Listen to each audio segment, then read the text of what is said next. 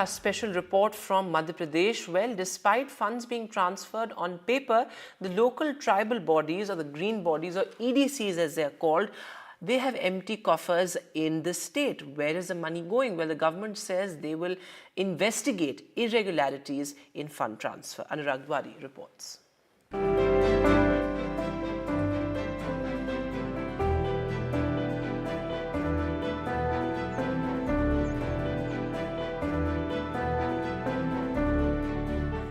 Over 25% of Madhya Pradesh is covered in forests, making it the state with the largest forest cover in India, representing over 12% of the nation's total forest area. Yet local communities, the traditional protectors of these forests, are being denied a share of the funds generated by tourism. The funds were to be transferred through the Eco Development Committees, fostering a relationship of trust between the Forest Department and the locals to ensure protection of wildlife. An in-depth investigation of eco-development committees in 4 major tiger reserves, Satpura, Kanha, Bandhavgarh and Kuno, revealed an alarming picture. At the Satpura Tiger Reserve, several EDCs are either inactive or have completely shut down due to lack of capital, despite funds in their accounts that have remained unused for years.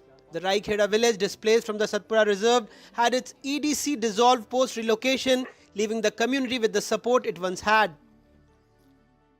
समिति सुनने में आ रहा है आज भी है, लेकिन विकास कछु नहीं हो पा रहा है उस संबंध में। भंग की कंडीशन में भी है और पता भी नहीं लग रहा है कितना पैसा आ रहा है, नहीं आ रहा है, क्या है कंडीशन क्या नहीं। गांव वहाँ से हटा था उन लोगों ने, तो भंग कर दिए। पैसा है जमा है। At Kanha National Park, the management claims to be regularly funding its 164 EDCs for community development, youth sports and self-employment training.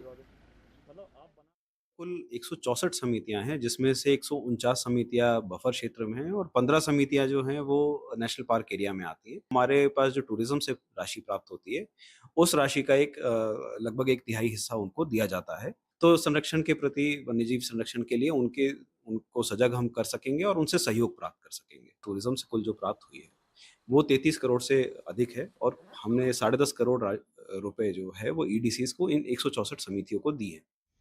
However, documents contradict these claims, showing discrepancies in financial records.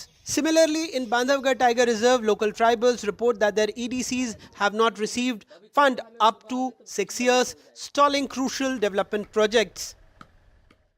Eco Vikas Samiti में पैसा 6 साल से नहीं आ रहा है, न कोई विकास हो रहा है। यहाँ पर प्रस्ताव रखा जाता है, कागज कार्रवाई किया जाता है, लिख के भेजा जाता है, कोई कार्रवाई आज तक नहीं हुआ है। हमारे यहाँ कुआं का बाउंड्री कराना था कि जानवर न गिरे इसमें, हमारे ना लिख के ले गए थे कि हम बाउंड्री करवाएंगे, न उसको बाउंड्री हुआ।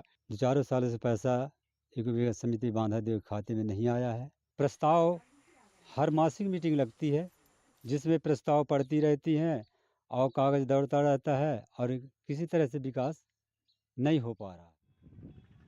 The situation is equally grim in Kuno National Park, where 25 EDCs were established in 2004 to involve local communities in conservation efforts. Over the years, these committees have received no budget allocations, rendering them practically defunct. मेरी 2017 से posting है इसमें। Eco Vikas समिति का charge मुझे मिला है, 2017 से मिला है। जब से अभी तक कोई फंड नहीं मिला उनको। समिति की बैठक लेके, समिति के माध्यम से समिति की बैठक लेके गांव वालों को सूचित कर दिया जाता है कि ये फलानी योजना है आपके लिए। The government has responded to these concerns by promising an investigation into the matter. को देखवा लेता हूँ कि कितने वर्ष का कितना पैसा पड़ा हुआ है और आदिवासियों के विकास में लगना चाहिए। अगर नहीं लगाया है तो ये तो नेग्लिजेंसी है और इसके लिए पूछा जाएगा।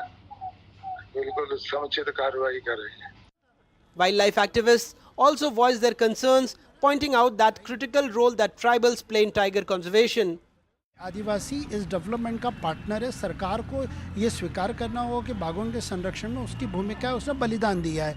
इसके लिए टाइगर रिजर्व में जब भी पर्यटक आते हैं, करोड़ों रुपए की आय होती है, उसमें EDC का प्रावधान होता है कि इको डेवलपमेंट कमेटी को भी प्रॉफिट शेयरिंग की जाएगी। हमें स्पेशल ऑडिट से ये पता चला है कि लंबे समय से EDC को पैसा नहीं दिया गया है। कहीं ना कहीं आदिवासी के अधिकारों का हनन और बाघों की सुरक्षा में भी लापरवाही होगी यदि हमने उनको विकास की मुख्य धारा में नहीं जोड़ा।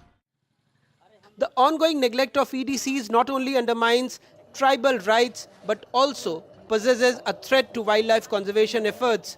The relationship between the Forest Department and the local communities is built on trust, which is currently at risk due to the government's failure to provide the necessary support.